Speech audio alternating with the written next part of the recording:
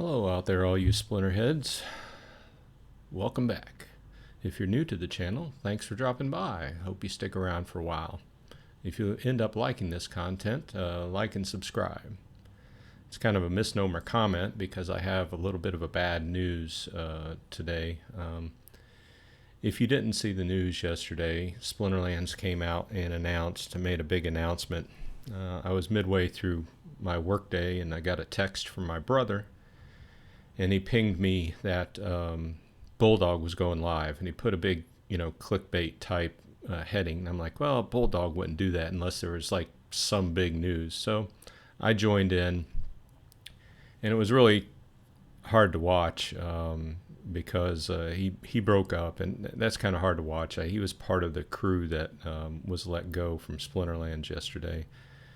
I've got the page up for viewing, and I will include the URL in the show notes if you want to go and you haven't read through it yet. But to basically come down to brass tacks, Splinterlands had to let go 45% roughly of their crew. And initially, I was really worried because I'm not as heavily invested as some of the big dogs in the game, but I do consider myself having put a fair amount of money into the game, and of course I want to see it do well.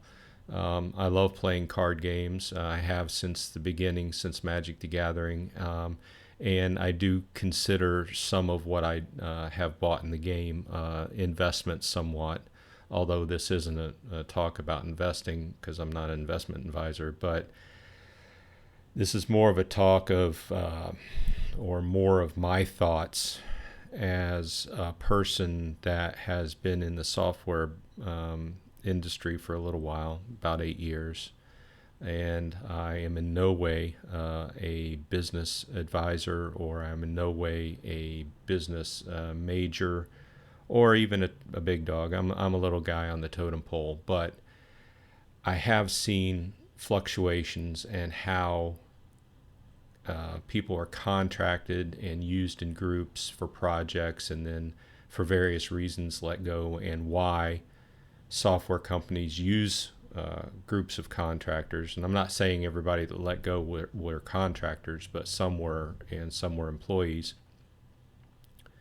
But companies chiefly use contractors so they can let them go quick, cut their losses, move on, be agile.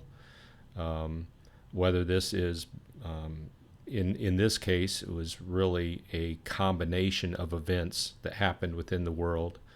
The economy going in the toilet, several big crypto events, although they were very clear that the big crypto events that happened lately did not directly affect Splinterlands as a company. They did affect their decision making in that if you go back and you watch the town hall they had last night, pop-up town hall, so to speak, they were very clear to say that they knew this was kind of coming, because they were looking, obviously they have board meetings all the time, and they look at the numbers and they see where the economy is going, where we've been in a bear market for a while. But basically the combination and culmination of these events made them speed up their process. They were hoping to tough it out a little bit longer before making the tough decisions. But they had to bite the bullet and cut people off. Now, they were very clear to say that they still have a very good roadmap ahead, and it is in fluctuation. They said they would go ahead and revise the roadmap, and it most likely would be released to us in the wild before the end of the year. But in this statement that they released on Peak D, they did say that a list of basically all the top items, that have been top of mind and discussion points over the last year are still in the works and have not really been affected.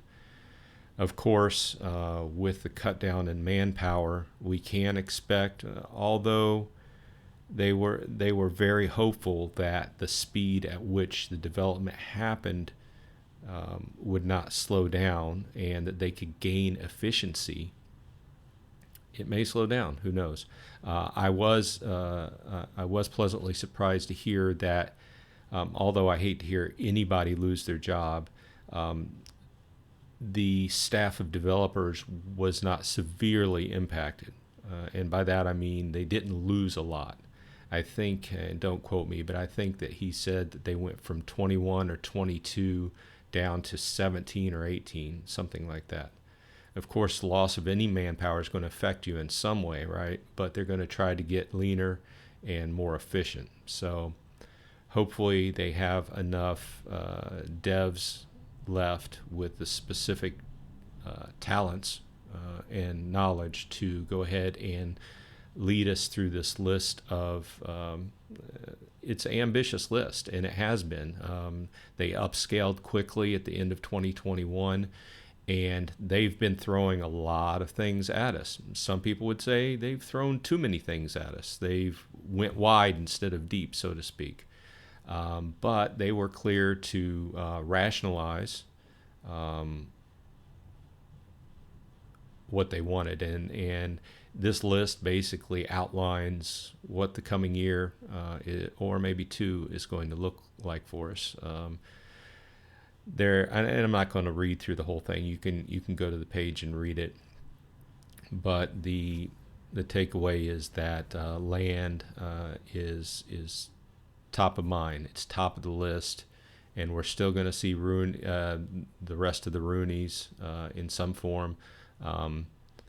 They were clear that tower defense, rebellion, validator nodes were still in the list of things that were in progress. Some of them more or less done, some of them different stages of development.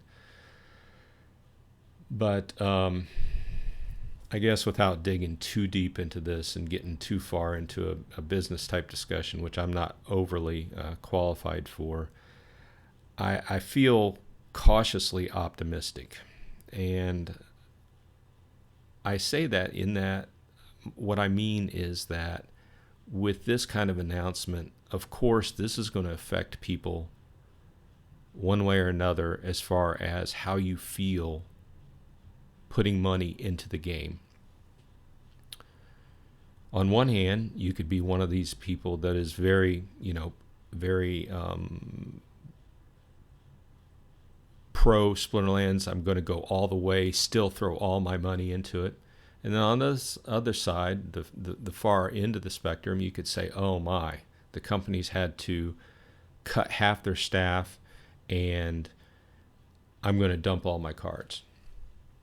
I think I'm somewhere in the middle in the fact that I still like playing the game.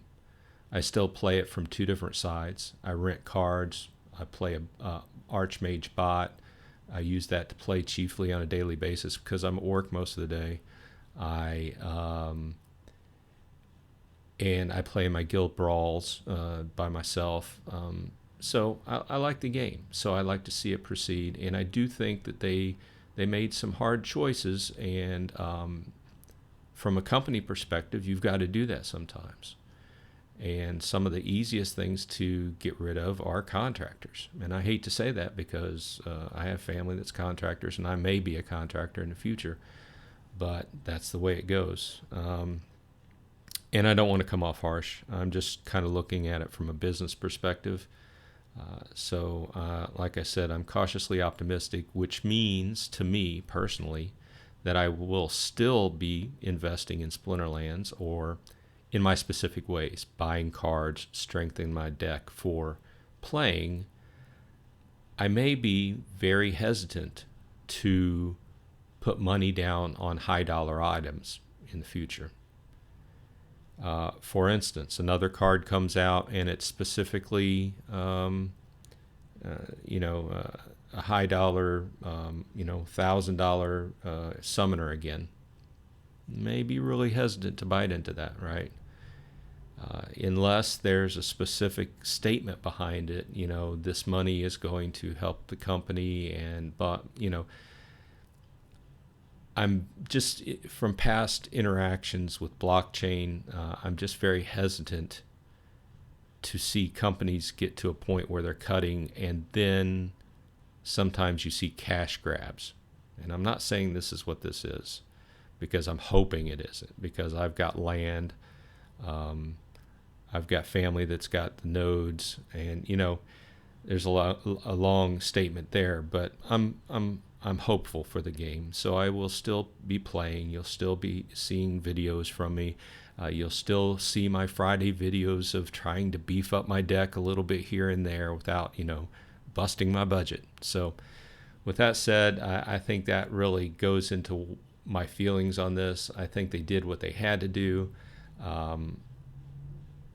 I've dealt with a lot of salespeople, and I've dealt with a lot of C-suite and above, and I feel that they made very straightforward statements, and unless they're very good liars, I feel they were telling the truth. And that group of people, to me, has always seemed to be a group of people that's just putting it out there on the line, very blunt, and I like that. So that's another reason why I keep playing Splinterlands.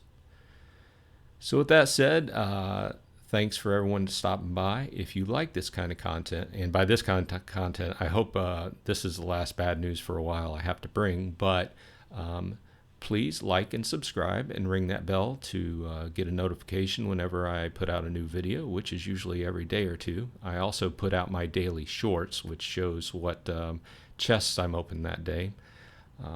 So thanks for dropping by, and have a good one. See you on the flip side.